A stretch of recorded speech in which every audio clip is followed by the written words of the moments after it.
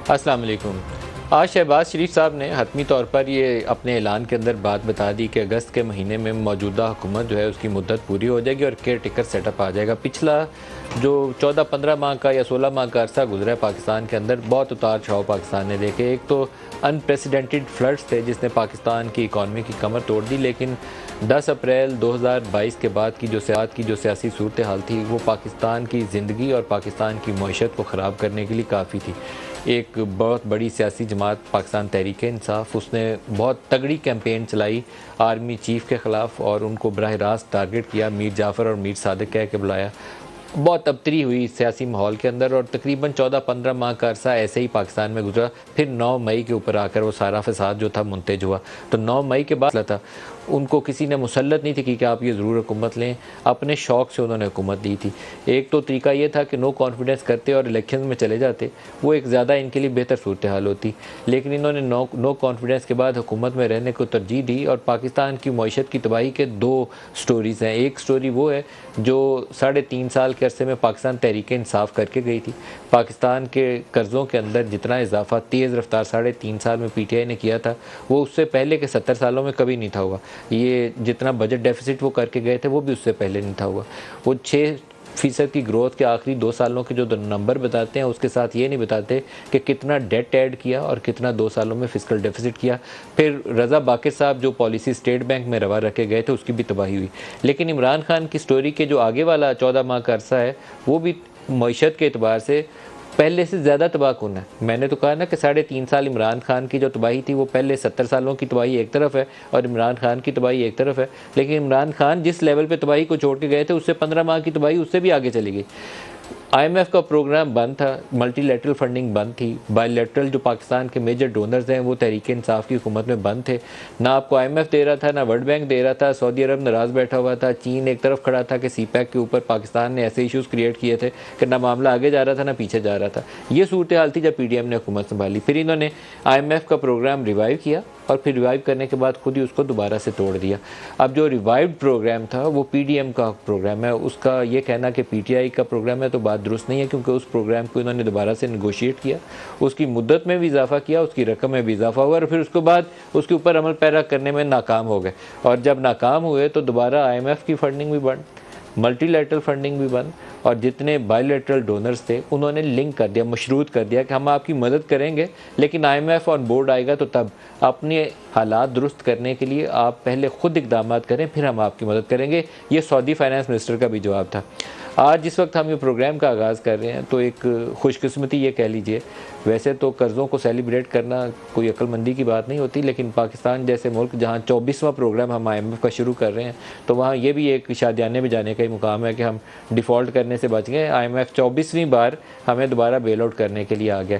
तो IMF का programme approve हो गया, $3 बिलियन का हमें पैकेज मिला। ये एक सांस लेने की गुंजाइश पैदा होगी इससे। इसके साथ हमारे जो दोस्त मुल्क हैं सऊदी अरब और UAE, उन दोनों ने भी दोबारा पाकिस्तान की मदद की और जितनी दोनों ने $3 अरब की मदद उन्होंने की है तो चाइना ने दोनों से मिला के 2 गुना $5 अरब के वो लोन्स रोल ओवर कर चुके हैं और उम्मीद ये है कि उनके आइंदा चंद महीनों में जो लोन्स ड्यू होंगे उनको भी दोबारा रोल ओवर कर देंगे। तो यूँ हमारा अगला 8-10 माह का जो सफ़र है वो पार होगा और फिर जो मुंतखब हुकूमत आए उसे फ़ंडामेंटल रिफॉर्म्स करनी है। ये एक फ़र्ज़ होगा पाकिस्तानी कौम का कि वो इमरान खान से, नवाज़ शरीफ से और आसिफ ज़रदारी से पूछे कि आपको क्यों वोट दें दोबारा IMF में जाने के लिए, क्योंकि वो जाना है इन हुकूमतों ने, जिसको भी बारी मिलेगी वो IMF के पास दोबारा जाएगा। लेकिन पाकिस्तान के हालात बेहतर कैसे आप करेंगे? 8-9% आपकी बेरोज़गारी की शरह है। आपका इन्फ्लेशन जो PTI की हुकूमत में 12% था वो भी बहुत ज़्यादा था, लेकिन अब वो 30% पे पहुंचा हुआ है। बेरोज़गारी इतनी है कि जो लड़का यूनिवर्सिटी से पास आ जाता है, ये तो शहबाज शरीफ लैपटॉप बांटने जा रहे हैं, मालूम नहीं वो इन सारे तालिब इल्म इनको वैसे वहाँ कैसे आसानी से आने देते हैं। इनसे बहुत सख्त सवाल जवाब क्यों नहीं करते कि हम ये डिग्रियाँ लेकर बताएं नौकरी कहाँ ढूंढने जाके, सड़क पे मजदूरी करें तो आजकल वो भी दस्तयाब नहीं है। सारों को अब ढूंढना एक है कि पाकिस्तान से बाहर किसी को वीज़े मिल जाए। तो जिसको भी वोट लेना है पाकिस्तान पाकिस्तानी अवाम से, उसको इस कौम से वादा करना पड़ेगा, और सच्चा वादा, झूठ बोलने वाला नहीं कि वो 1 करोड़ नौकरियां दे देंगे और 50 लाख घर बना देंगे। ये सच्चाई बतानी पड़ेगी कि जॉब क्रिएशन कैसे होगी। पाकिस्तानी बरामदात जो है वो 25-30 अरब डॉलर पर ही फंसी रहेंगी। पिछले साल 31 अरब डॉलर थी, इस साल 27 अरब डॉलर है, 4 अरब डॉलर नीचे आ गई हैं। या इसको हम कैसे डबल करेंगे। बांग्लादेश, जिसको हम कहते थे कि ये इकनॉमिकली वायबल नहीं होगा, वो 50-60 अरब डॉलर की बरामदात करके इस वक्त साउथ एशिया का बड़ा खुशहाल मुल्क है। और हमारी करेंसी का ये हाल है कि 1991 या 92 में मनमोहन सिंह ने जब इंडिया के अंदर इक्तिसादी रिफॉर्म्स का अमल शुरू किया, तो इंडिया का 1 रुपया हमारे 92 पैसे में या 90 पैसे में आ जाता था, और मिलता भी वो कोई लेता ही नहीं था। जिन लोगों ने कोई इंडिया किसी काम से जाना होता था, या ये लाहौर में पान मार्केट, पान छालियाँ स्मगल होकर आया करती थी, वहाँ से ये करेंसी मिलती थी। 90-91 पैसे से ऊपर उसका रेट नहीं था पड़ता। आज शायद 3.5 रुपये हमारे और उनका 1 रुपया। 1/4 हमारी इकॉनमी, ये समझिए कि ये पिछले 30 सालों में हमने तबाह कर दी है। जो पहले 100 रुपये पे थी ना, वो 25% पे रह गई। और उसकी अगर मैंने एक आपको गेस्टिमेट बताया ना, उसकी एक और रिफ्लेक्शन ले लें।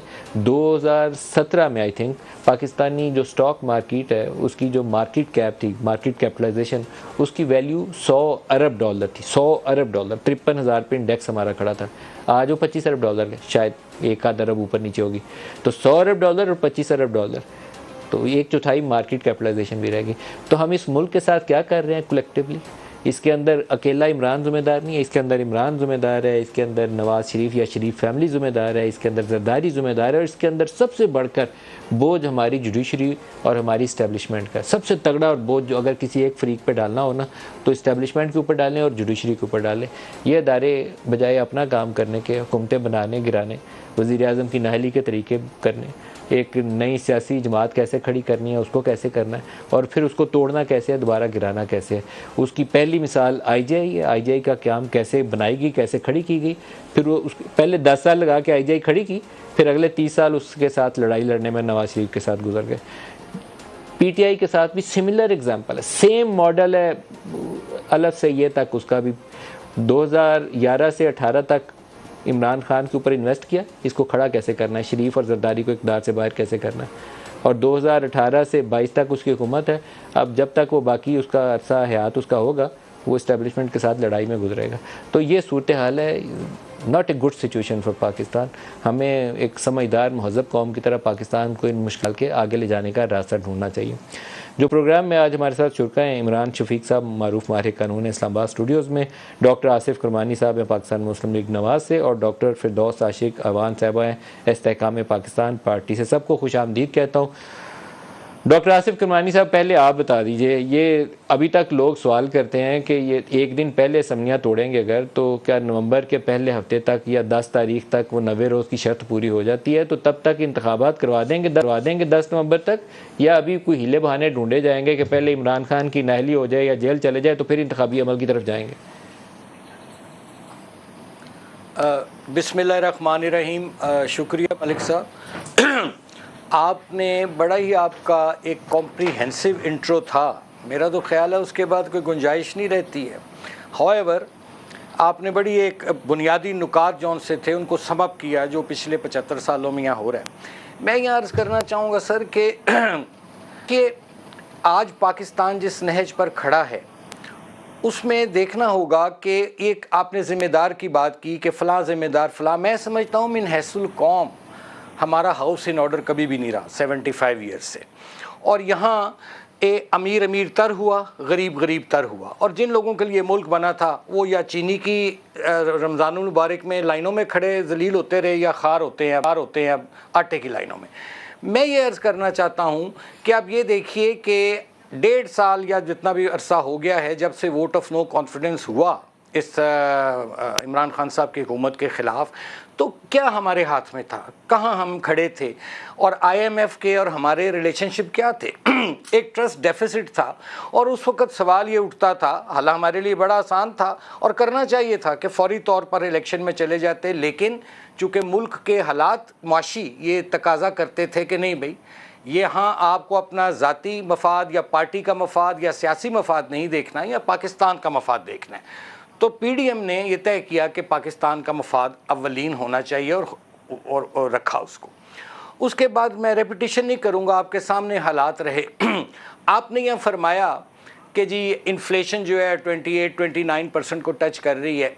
मैं ये सवाल उठाना चाहूँगा कि नवाज़ शरीफ का जो दौर था 2017 से 2013 से 17 तक, हम 18 तक नहीं भी जाते, चलो वो शायद खाकान वाला दौर नहीं करते शामिल, तो ये देखिए 3% या 3.5% पे इन्फ्लेशन थी। लोड शेडिंग ख़त्मा कर चुके थे नवाज़ शरीफ, दहशतगर्दी का कला कमा हो चुका था, एक अच्छी, और कराची जो कि वहाँ एक स्ट्रीट क्राइम थे वो ख़त्म हो चुके थे। बलूचिस्तान को लोगों को हमने पहली दफ़ा तारीख़ में हुआ कि बावजूद हम अपनी हुकूमत बना सकते थे लेकिन उनको हुकूमत दी पहले 2.5 साल, यानी दहशतगर्दी की कमर टूटी उस दौर में। तो क्या वजह हुई? ये असल सवाल ये है कि क्यों एक अच्छी भली चलती जमहूरी हुकूमतों को यहाँ उनका तख्ते उल्टे जाते हैं।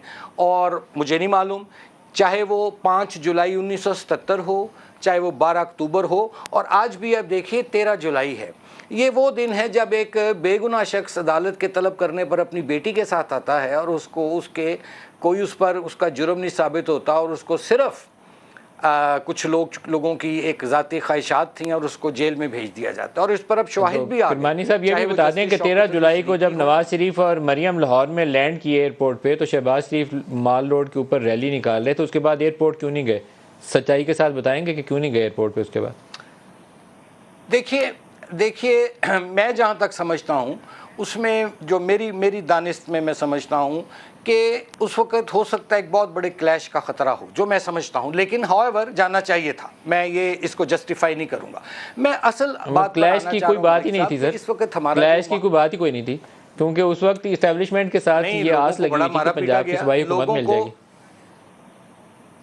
लोगों को बड़ा जब तक वो एयरपोर्ट पे पहुंचे नहीं ना, तब एयरपोर्ट पे तो गए ही नहीं, वो जाते तो कुछ होता है ना। डॉक्टर फिरदौस पे भी पूछते हैं, जवाब बात लंबी हो जाएगी। डॉक्टर फिरदौस आशिक खान साहब से पूछते हैं, डॉक्टर साहब इंतखाबात पाकिस्तान में वक्त पे हो जाएंगे या सर वो भट्टा चौक में हुए थे, वो बहुत बात की बात है, उस वक्त तक शहबाज शरीफ मॉडल टाउन भी जा चुके थे। शहबाज शरीफ भट्टा चौक में वहाँ क्लैशेज में हिस्सा लेने नहीं थे। डॉक्टर फिरदौस से पूछते हैं, रह गया इलेक्शन का, मलिक साहब रह गया सर, दोबारा आते हैं, बहुत लंबी बात हो गई है। डॉक्टर फिरदौस से पहले बात कर लें।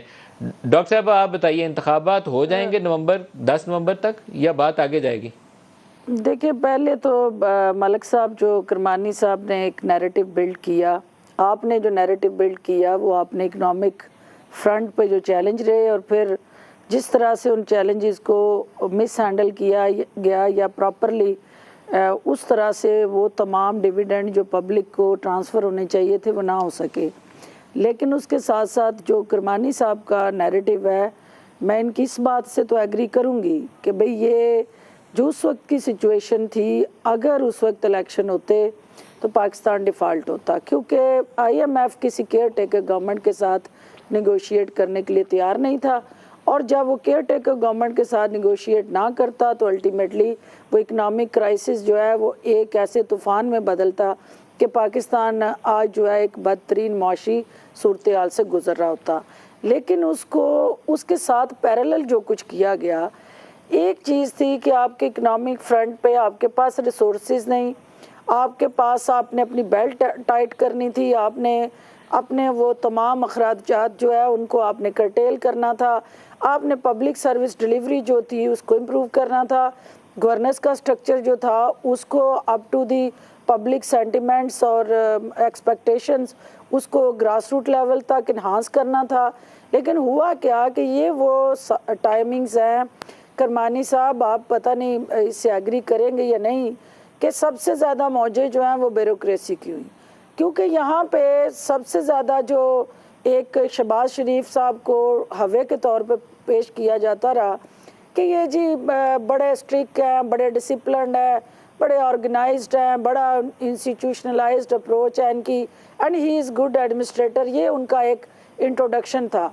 लेकिन ये जब इक़्तिदार में आ गए और हर शख्स मुझ समेत वो मायूसियों का शिकार हुआ कि वो शहबाज शरीफ जिसकी फुर्तियाँ लोग पंजाब में तो देखते रहे, लेकिन वफाक में आके वो क्यों सत्तू पी के सो गया, क्यों वो फ्रंट लाइन पे आके उस ब्यूरोक्रेसी से हिसाब नहीं मांग रहा, क्यों वो सर्विस डिलीवरी पे डॉक्टर साहब खामोश सत्तू पी है के सोए और नहीं, किस तरह वो उठ DC सुबह सवेरे जाते हैं, लेकिन वो वैसे ही ठुस हो गए एज प्राइम मिनिस्टर, क्योंकि जब तक भाई वजीर आजम वो होता था तो एज एक चीफ मिनिस्टर वो जो पंजाब था ना, चमकते हुए नजर आते थे, एक लेकिन अब खुद वजारत उज़्मा की कुर्सी पे आखिरी बैठ के वो जो ठुस हो गए, क्योंकि हम- चैलेंजेस को एड्रेस करने के लिए आखिरी जो जो इश्यूज दरकार मलिक थे, जो साहब- सलाहियत दरकार थी, वो उनमें मलिक नजर नहीं साहब आई। इससे ये चीज साबित हुई कि he can be a good manager but he can't be a good leader, क्योंकि लीडर जो होता है क्राइसिस में लीड करता है। अब बताइए, वो इलेक्शंस crisis का नहीं के आपने पीछे मुझे जवाब दिया, छुपता। क्या इलेक्शंस होंगे और से पहले हो जहाँ जाएंगे तक या नहीं इलेक्शन होंगे? का जहाँ तक इलेक्शन का ताल्लुक है, देखिए इलेक्शन जो है वो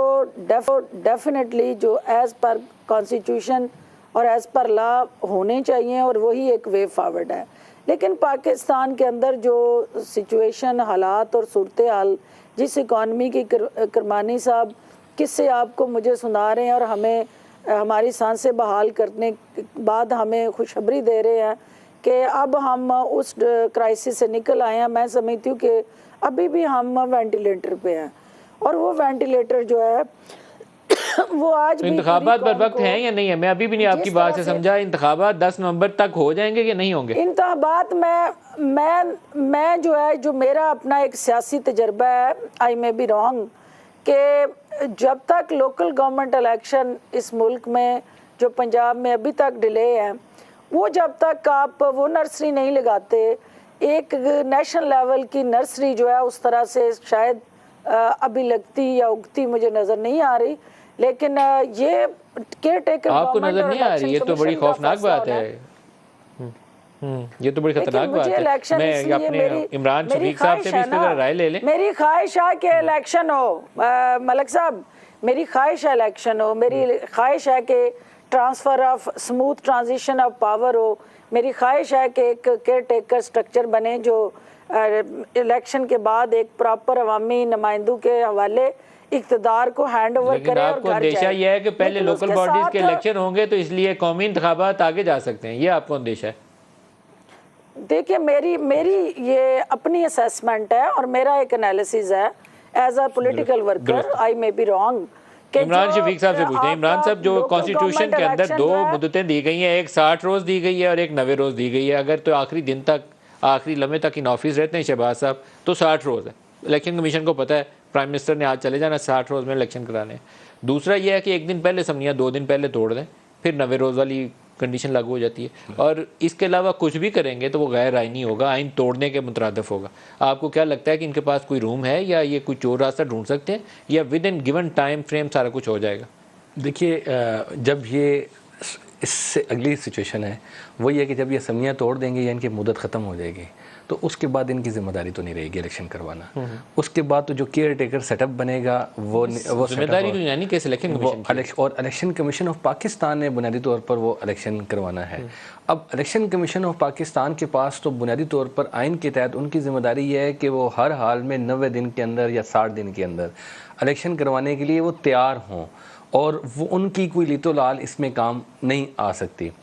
तो अब जो आइनी पोजीशन है, अगर कोई लोग अपनी आइनी जिम्मेदारियां अदा करते हैं तो इलेक्शन कमीशन ऑफ पाकिस्तान को अपनी आइनी जिम्मेदारी अदा करते हुए जो उन्होंने हलफ उठाया हुआ आइन के तहत, और आइन की हिफाजत का हलफ है, तो ये जो हल्फ है इसके तहत उन्होंने ये इलेक्शन करवाने हैं। उसी काम के लिए वो 5 साल तक पाकिस्तान के ख़जाने से आवाम से तनख्वाहें लेते रहे। इसको तो कोई कोर्ट जो है कभी अप्रूव भी नहीं कर सकती। आइन के अंदर एक तरीकाकार लिखा हुआ है, तो उसके अंदर मतलब मोहतरमा की दफ़ा एक बड़ी एक्सेप्शनल सर्कमस्टांसिस थे, 2007 दिसंबर वाला जो वाक़या था, खुदा पाक उनकी मग़फ़िरत फरमाए, उस वक्त एक सूरत हाल पाकिस्तान में तबाहकुन सूरत हाल थी। अदरवाइज कोई कोर्ट कैसे अलाउ करेगी कि आइन के अंदर 60 रोज़ या 90 रोज़ लिखा हुआ है, तो आप कैसे? कोर्ट ने तो पहले ही जो सूबाई असम्बलियाँ थी उनके हवाले से लाहौर हाई कोर्ट ने भी फैसला दे दिया था और सुप्रीम कोर्ट ऑफ पाकिस्तान ने भी फैसला दे दिया कि आपने 90 दिन के करवाना है। उसके ऊपर यकीनन ये डिस्कशन जरूर थी कि असम्बलियाँ तोड़ना का इकदाम जो था उसको पहले डिस्कस कर लें कि वो ठीक था या नहीं था, वो थी। लेकिन जो सुप्रीम कोर्ट का फैसला है और आइन है, बिल्कुल उसके वर्ड्स हैं, क्लियर है हर चीज़, आप उस पर दूसरी राय रख ही नहीं सकते। लेकिन बाज़ लोगों का ख्याल ये है, आप इस पर बेहतर राय दे सकते हैं, कि ये जो केसेस वेसेस नैब का चल रहा है, तोशा खाना का चल रहा है, 190 मिलियन पाउंड का चल रहा है, फिर 9 मई का भी एक पेंडिंग तलवार लटक रही है, मेरे ख्याल में मिलिट्री कोर्ट्स का फैसला हो जाए उसके बाद उसके ऊपर भी आएगा। तो ये 2-3 किसी एक केस में 2-3 जो मुकदमात हैं, इमरान खान पकड़े जाएंगे, नाहिल हो जाएंगे, फिर ये इलेक्शन की तरफ जाएंगे। अगर उसमें 2-4 महीने आगे पीछे हो जाता है तो ठीक है। आपको लगता है कि इमरान इन केसेस में पकड़े जा सकते हैं? देखिए इलेक्शन के पॉइंट ऑफ व्यू से Election अगर side पे रख दें। इन केसेस को सामने लेके रखें। चलना है तो ये पॉलिटिकल इंजीनियरिंग है। और अगर अदरवाइज देखना है तो वो केसेस जो है इमरान खान साहब के ऊपर, जो तोशा खाना का जो इस वक्त केस चल रहा है सेशन कोर्ट में, जो इलेक्शन कमीशन का जो कंप्लेंट है उसके ऊपर, वो बहुत मजबूत केस है। मजबूत है, वो बहुत मजबूत केस है। आपके ख्याल में उसमें इमरान खान पकड़े जा सकते हैं? उसमें बिल्कुल इमरान खान साहब को उसमें सजा भी हो सकती है। उसकी वजह ये, हाँ, उसकी वजह ये है कि वो केस इसलिए मजबूत है कि इलेक्शन कमीशन ने पूरी इंक्वायरी करने के बाद इस चीज़ को डिक्लेयर किया है कि इमरान खान साहब ने जो एसेट और लाइबिलिटीज़ का जो डिक्लेरेशन था वो मिस डिक्लेरेशन है और उसमें उन्होंने चीज़ों को कंसील किया तो है। हाईएफ की पूरी डिटेल जो है ड्यू डेट के अंदर वहाँ जमा नहीं करवाई। अब अदालत ने, अब जो ट्रायल कोर्ट है जिसके पास ये मुकदमा आया है, बुनियादी तौर पर एक चीज़ तो इस्टेब्लिश है कि वो वाकई जमा नहीं हुए, लेकिन अब अदालत ने जो चीज़ देखनी है इमरान खान साहब को सजा देने के लिए, यानी क्योंकि फौजदारी मुकदमात में दो पहलू होते हैं, एक है मेंजरिया और दूसरा है एक्टस रियस। मेंजरिया कहते हैं मुजरिमाना नीयत। क्या इमरान खान साहब ने ये नीयत मुजरिमाना के तहत फेल किया था? अगर तो उन्होंने किसी जुर्म की नीयत से चीज़ों को जानबूझकर छुपाने की और रियासत को इन चीज़ों से अपने आप को निकालने के लिए ये काम किया था तो यकीनन उसके क्रिमिनल कॉन्सिक्वेंसेस होंगे। ये तब हो सकता है कि अगर उसके जो छुपाए गए एसेट्स हैं उसके अगेंस्ट उन्होंने टैक्स एवेजन भी की हो, पैसा छुपाया और वो जो कंसीलमेंट है वो पैसा कहीं और उसकी बदनीयती को, आपको मुजरिमाना पूरे फेल को नंबर के साथ एस्टैब्लिश हो रही है अदालत के साथ। लेकिन ये आप बड़ा खतरनाक बयान दे रहे हैं। आप कह रहे हैं तोशा खाना में वो पकड़े जा सकते हैं। हाँ, तो अगर पकड़े गए तो फिर नाहल भी हो जाए। उनका तोशा खाना भी केस उनके खिलाफ बहुत मजबूत केस है और अलकादर ट्रस्ट वाला जो केस है 190 मिलियन पाउंड वाला, वो भी बहुत मजबूत केस है। सर मैं इस पे ब्रेक ले लूं, ब्रेक से वापसी पे आऊंगा। 90 मिलियन पाउंड का केस मजबूत है ना। अगर इमरान खान वहाँ नाहल हो सकता है, जेल में जा सकता है, उसको जाना सजा मिलनी है उसके ऊपर, तो फिर उन सारे लोगों को साथ मिलनी चाहिए जिन्होंने सुप्रीम कोर्ट में उन पैसों को वसूल कर लिया और आज तक उसके ऊपर चुप सादे रखी और बोले नहीं। इस पर आप ब्रेक के बाद, मैं ब्रेक से वापसी पे आऊँगा। बड़ा मुश्किल सवाल है लेकिन जवाब लेंगे इसके ऊपर, हमारे साथ रहिएगा। प्रोग्राम में दोबारा खुश आमदीद कहते हैं। किरमानी साहब, क्या आपकी जमात की भी ख्वाहिश ये है कि पहले इमरान खान को सज़ा हो, जेल हो, नाहली हो, जैसे पिछला इलेक्शन जो था वो नवाज शरीफ ने जेल में गुजारा था, तो इस दफ़ा इमरान खान जेल में हो और फिर आप इलेक्शन में जाए? क्या आपकी है दिली ख्वाहिश आपकी जमात की? मलिक साहब, मैं आपके इस सवाल के जवाब से पहले सिर्फ जल्दी क्विकली एक कमेंट देना चाहूँगा। यहाँ मेरी बड़ी मोहतरम है डॉक्टर साहिबा फिरदौस साहिबा ने फरमाया लीडरशिप और कोई मैनेजर के हवाले से बात की उन्होंने। देखिए कि ना सिर्फ के शहबाज शरीफ साहब ने अपनी अच्छी मैनेजमेंट माजी में शो की है, बल्कि ये पिछले 1.5 साल से जो पीडीएम की हुकूमत है उसको उन्होंने बड़ी कामयाबी से लीड किया तमाम तर मुश्किलात और चैलेंजेस के बावजूद, और उसका ये नतीजा निकला कि आज अल्हम्दुलिल्लाह कि कम अज़ कम पाकिस्तान डिफ़ॉल्ट से निकल आया है।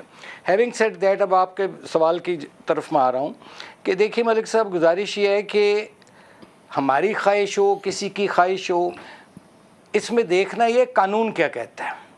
क्या जिस तरह नवाज़ शरीफ को बेगुनाह सज़ाएँ दी गई वो तो भुगत गया, लेकिन इमरान खान साहब के जो ख़िलाफ़ केसेस हैं, जैसे ये वकील साहब भी हैं मोहतरम तशरीफ़ फरमा हैं, मैं समझता हूँ कि बड़े वो मजबूत केसेस हैं और उसके एविडेंस भी मौजूद हैं। और अब तक तो इमरान खान साहब के साथ एक स्पेशल सलूक किया गया। कभी घर बैठे उनको ज़मानतें मिलती रहीं, कभी गाड़ी में बैठ के ज़मानतें लेते थे, और कभी ऐसा भी हुआ अक्सर कि वो अदालतों में पेश नहीं भी हुए तो ज़मानतें हुई। और मैं इमरान साहब के लिए सिर्फ यही कहना चाहूँगा कि वो ख़ुद ये क्लेम करते हैं कि पाकिस्तान में एक दो नहीं एक पाकिस्तान होना चाहिए। तो मैं उम्मीद करता हूँ कि जो भी कानून के तहत कार्रवाई होगी, और अगर इमरान साहब कहीं गिल्टी हैं तो उनको कानून का सामना करना पड़ेगा, अगर वो गिल्टी नहीं है तो कानून उनको कुछ नहीं कहेगा। लेकिन मैं समझता हूँ बड़े कि सख्त इलेक्शन अल्फाज का चुनाव किया करते थे तोशा खाना के मामले में। वो कहते थे यूसुफ रजा गिलानी नाम लेकर उसको कहते थे, बड़ा ही बेशर्म आदमी देखे ना, वो हीरो का हर घर ले गया खुद, लेकिन अब उन्होंने खुद वही काम किया। लेकिन एक मेरा सवाल है आपसे कि वो तो बेशर्मी का काम वो खुद कहता था, उसने खुद भी किया, तो जाहिर है बेशर्मी का ही काम किया। लेकिन कौन सा लीडर ऐसा है जिसने पाकिस्तान से, कौन सा वज़ीर आज़म है जिसने तोशा खाना के तोहफे अपने घरों को नहीं लेके गया? मैं तो इस सारे काम को वैसे बहुत ही बेशर्मी का काम समझता हूँ, क्योंकि इतने बड़े बड़े लोगों मलिक को साहब इस तरह के तोहफे ऑक्शन करके किसी चैरिटी को देने चाहिए, बच्चियों की तालीम पे लगाने चाहिए। ये सारे घरों को ले गए। मैं इस पे अर्ज़ करना चाहूँगा ज़रूर। मैं इसकी चीज़ के ही हक़ में नहीं हूँ जी, और मैं समझता हूँ कि इंशाल्लाह ताला कि जब PMLN अगर अल्लाह ताला ने मौका दिया इलेक्शंस के बाद गवर्नमेंट फॉर्मेशन का, तो हम कोशिश करके करेंगे। बल्कि मैं इसमें अपना मेरा जितना भी रोल होगा मैं ज़रूर प्ले करूँगा कि तोशा खाने की चीज़ जो है उसको बिल्कुल किसी भी वज़ीर आज़म या किसी भी सरकारी ओहदेदार के पास नहीं ले जानी चाहिए, चाहे वो कीमत करे उसकी दे के एवेल्यूएशन करे। नो, ये एसेट है पाकिस्तान का, और इसको अगर आपने बेचना है एवेल्यूएशन करा के बेच के, और जनरल इसका पब्लिक में इसको दें, जैसे नीलाम करें, जो भी करें। अगर आप नहीं रखना चाहते, मैं एक मिसाल दे रहा हूँ, और वो जो पैसा है वो अवाम की फलाह बहबूद पर खर्च किया जाए। 75 साल से मलिक बच्चियों साहब की तालीम पे लगाएं जी, बच्चियों की निकल तालीम गई पे हैं, लगाएं, उनको पढ़ाएं, उनको तालीम पर लगाएं, तालीम पर लगाएं, उनको लैपटॉप्स दे, कम से कम जो मॉडर्न टेक्नोलॉजी है उससे इक्विप करें उनको। आखिर जो डॉक्टर साहब एक और इशू है, 98% लोग हैं। प्रोग्राम आगे चलाते हैं सर। डॉक्टर साहब एक और इशू जो है वो हमारे पॉलिटिशियंस की स्टैंडिंग है इंटरनेशनल कम्युनिटी के अंदर। इमरान खान को बैन अवी सतह के ऊपर जितनी इमदाद मिली उसके अंदर उस वक्त की इस्टेब्लिशमेंट ने रोल अदा किया। जनरल बाजवा और जनरल फैज़ जाके मुलाकातें पहले करते थे गल्फ़ कंट्रीज से, और फिर जाके वो ये इमरान या इनके फाइनेंस मिनिस्टर जाते थे तो वो पैकेज अनाउंस होता था। अभी भी वो सूरत हाल 100% वैसे ही है। ये जो पैकेज अनाउंस हुआ है सऊदीज़ का, ये आर्मी चीफ ने नेगोशिएट किया, जो यूएई का अनाउंस हुआ उन्होंने नेगोशिएट किया, चाइना के रोल ओवर के लिए उन्होंने बात की। तो ये हमारे पॉलिटिशियन या पॉलिटिकल गवर्नमेंट की जो स्टैंडिंग या क्रेडिबिलिटी थी वो इस काबिल नहीं है कि उसके ऊपर दुनिया मान के उनको कहे कि जाओ पाकिस्तान मुश्किल में रिलीफ ले लो। GHQ को निगोशिएट करना पड़ता।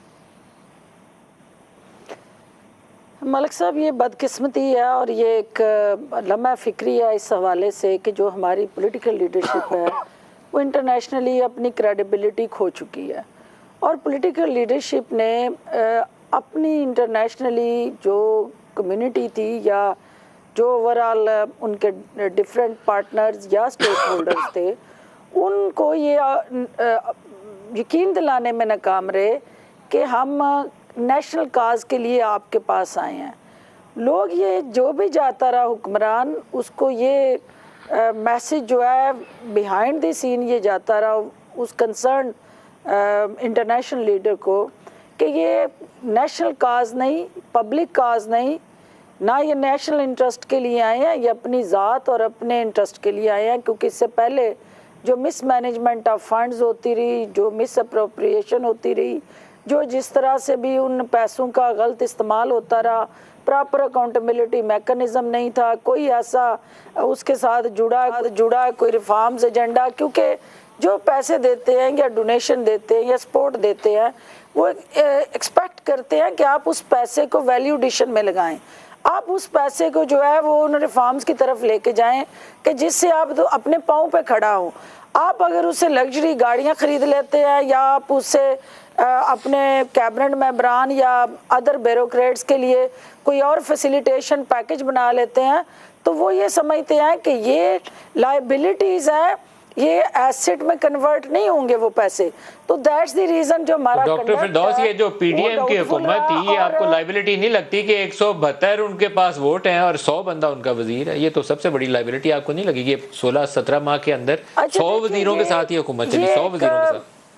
ये एक हैरान कुन डिज़ास्टर था जो पाकिस्तान की तारीख में कभी भी मैं नहीं समझती कि किसी पॉलिटिकल लैंडस्केप में इस तरह का ये डिज़ास्टर बपा होगा। क्योंकि पाकिस्तान का जो सरनामा है उसके अंदर बड़े बड़े ऐसे कारनामे सरजद होते रहे कि पब्लिक ने उनको डिसलाइक किया और इंटरनेशनली भी उस पर क्रिटिसिज्म हुआ। लेकिन शहबाज शरीफ साहब का ये जो सबको सीने से लगा के ओब्लाइज करके कैबिनेट में बिठाने वाला अमल था, ये सब के लिए जो है वो हैरान कुन है और दुनिया इस पे हंस रही है। एक तरफ हम अच्छा, मुझे एक बात बता दें, ब्रेक करीब आ गई डॉक्टर साहब, एक बात आप बता दें, ओन चौधरी और वो नुमान लंगड़ियाल, उन्होंने कैबिनेट से इस्तीफा क्यों दिया? नहीं देखिए मलिक साहब, ये प्रिंसिपली हमारा डिसीजन हो चुका हुआ है, और चूँकि तरीन साहब पाकिस्तान से बाहर थे, आते ही फिर उनके घर में जो एक अनफोर्सिन एक इंसिडेंस हुआ, तो वो डिसीजन उन्होंने सबमिशन का उन्होंने लेना है। आज मैं देख रही थी मुख्तलिफ चैनल्स पे चल रहा था कि उन्होंने कैबिनेट से रिज़ाइन करके वो रेजिग्नेशन सबमिट की है। वो रेजिग्नेशन तरीन साहब के पास है और वो ये वजह इस्तीफे की क्या है? एक्यूरेट टाइमिंग से, आप तो वैसे ही 4 हफ्ते हैं, आप इस्तीफे की वजह क्या है? नहीं, उसकी वजह देखिए, जब ये मेंबर्स थे कैबिनेट के तो उस वक्त इस्तेकाम पाकिस्तान पार्टी जो है वो बनी नहीं थी।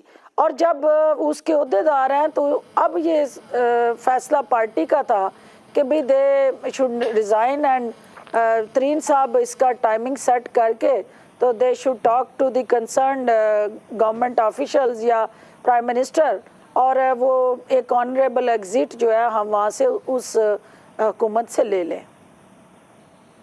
बिल्कुल ठीक है, ब्रेक ले लें। Welcome back. शफीक साहब, आपका ख्याल ये है कि इमरान खान के ऊपर तोशा खाना बड़ा भारी केस है और ये जो अलकादर और 190 मिलियन पाउंड जो है ये भी बड़ा भारी है। तोशा खाना में अगर इमरान को सजा हो तो फिर शरीफ और जरदारी वो भी फंसेंगे। 190 मिलियन पाउंड जिसका मैं आपसे जवाब लेना चाहता हूँ, अगर इमरान को सजा हो, अगर होती है तो हो, लेकिन फिर वो अदालत के उन जजों से नहीं पूछा जाएगा कि आपको पता था, मुझे पता था, मैं यहाँ प्रोग्राम कर रहा था उस दिन बैठा हुआ, तो उन्होंने वो पैसा कैसे वसूल कर लिया? देखिए, जहाँ तक बुनियादी तौर पर जो मालूमात हैं उनकी मौजूदगी का होना वो एक अलग मैटर है। देखिए, एनसीए की स्टेटमेंट उनकी वेबसाइट पे जारी हुई है एंड एवरीवन नोज इट कि वो पैसा पाकिस्तान को दिया गया। सुप्रीम कोर्ट में जमा करते हुए उनका फ़र्ज़ नहीं है पूछना कि पैसा कहाँ से है। और आप ये तवक्को नहीं कर सकते कि उस वक्त के चीफ जस्टिस को ये बात नहीं पता होगी, ठीक है, और उनको और वो ऑर्डर भी कर रहे हैं और वो बेंच पूरा ऑर्डर कर रहा है, उसको देख रहा है, वो पैसा आ रहा है, यकीनन ये बात ठीक है। लेकिन बुनियादी तौर पर देखना ये है इस मैटर में उनकी मालूमात होना अलग बात है। जो चीज़ है पैसा आया वो हुकूमत पाकिस्तान में उस वक्त की जो हुकूमत थी उसने एडजस्ट करके सुप्रीम कोर्ट में जमा करवाया। सर सारी खराबी इमरान ने की होगी, मान लेता हूँ मैं, लेकिन वो खराबी वाला चोरी वाला पैसा ला के को मुझे दे दे तो मेरी आंखों पे पट्टी बंदी हुई है, मुझे भी तो पता होना चाहिए। आप इसे एक कदम आगे बढ़े ना, आप ये तो आप जजेस की बात कर रहे हैं जिन्होंने वो ऑर्डर पास किया, जुडिशल एक है, उस एक्ट को कुछ ना कुछ प्रिविलेज हासिल है। आप उनकी बात करें जिन्होंने पैसा, जिसका पैसा एडजस्ट हुआ है, उसका तो नाम भी नहीं लिया जा सकता कहीं, ठीक है। और वो आज तक इस मुकदमे में जो है किसका नाम वो मलिक रियाज साहब का, जिनका पैसा है जो एडजस्ट हुआ। दो डील्स हैं, एक 460 अरब की जो उसकी सुप्रीम कोर्ट में प्ली बार्गेन हुई। सुप्रीम कोर्ट प्ली बार्गेन कर सकती है आपकी? पहले पूछे ना किसने प्ली बार्गेन की रियाज मलिक से, करवाई किसने? क्योंकि करवाने वाले थे इस वक्त के। जी जी बिल्कुल, उनका भी नाम लेना आसान नहीं है। वो किसने करवाई? वो अजमत शहीद साहब ऑर्डर कर रहे थे, ओपन कोर्ट में ऑर्डर उसके पैसे के इस्तेमाल के ऊपर भी एक मॉनिटरिंग जज बैठा हुआ है जो ये जो रिकवरीज हो रही हैं उसके ऊपर भी मॉनिटरिंग जज है। बल्कि इमरान खान साहब ने खुद कहा कि वो पैसा तो सुप्रीम कोर्ट में मौजूद है, मैंने तो पैसा लेके ही नहीं गया, वो कहीं मौजूद है। फिरदौस साहब, आप तो उस हुकूमत का हिस्सा थी, सारे भले लोग थे, मैं तो कहता हूँ बाकियों की करप्शन के ऊपर यूं करके उंगलियां उठाते थे और खुद आप तोहफे वैसे ही वसूल करते रहे, घड़ियां भी लेते रहे, 190 मिलियन की डीलें भी करते रहे, सारा कुछ करते रहे आप लोग। मलिक साहब देखें, करमानी साहब जिस तोशा खाना का वो बिल्कुल उन्होंने अच्छी बात की कि इसको एक वंस फॉर ऑल सेटल होना चाहिए कि ये माले गनीमत नहीं ना, ये माले मसरूका है कि आप जो है इसको उठा के ले जाएं। ये तोहाइफ हैं लेकिन हमारे हुक्मरान इसको वज़ाइफ समझ के इस पे हाथ साफ करते रहे। बमा अहलो याल जो एक सानिया पंजाब के अंदर रूनमा हुआ कि आप तो वफाक का रोना रो रहे हैं ना, वहाँ तो फिर भी एक स्ट्रक्चर है, एक सिस्टम बना है कि कोई तोहफा आएगा, कोई चोरी ले गया, कोई बता के ले गया, लेकिन सूबों के अंदर कोई ऐसा सिस्टम, कोई स्ट्रक्चर एग्जिस्ट ही नहीं करता। जो हमारे मौसूफ वज़ीर आला थे, ज़ाहिर जो साबका वज़ीर आला थे, वो भी यही कुछ करते होंगे। हमारे प्यारे बुजदार साहब ने 36 घड़ियाँ रोलेक्स की तोहाइफ में ली जो वो घर लेके गए, उन्होंने डिक्लेयर कोई नहीं की। और जो 36 घड़ियाँ एक वज़ीर 36, और यहाँ आप एक एक घड़ी का रोना रो रहे हैं। जो लोग उनको तोहाइफ देते रहे हैं वो किधर गए हैं? ये सूबों को भी, सूबों के जितने भी चीफ मिनिस्टर्स हैं या गवर्नर्स हैं, उनसे भी पूछें आप कि वो जो तोहाइफ उनसे लोग मिले या वो कहीं बैरून मुल्क जाते हैं, उनको जो तोहाइफ मिलते हैं वो किरमानी साहब कौन सी फैमिली हाथ साफ करती रही। इस पे भी एक कमीशन बनना चाहिए। बुजदार साहब तो फिर किरमानी साहब सबसे शरीफ आदमी तो वो बुजदार साबित हुए हैं। 36 घड़ियां लेके चले गए, किसी को पता ही नहीं हम इमरान की। ये मैं तो हैरान हो गया हूँ जी, 36 घड़ियां। इसका मलिक साहब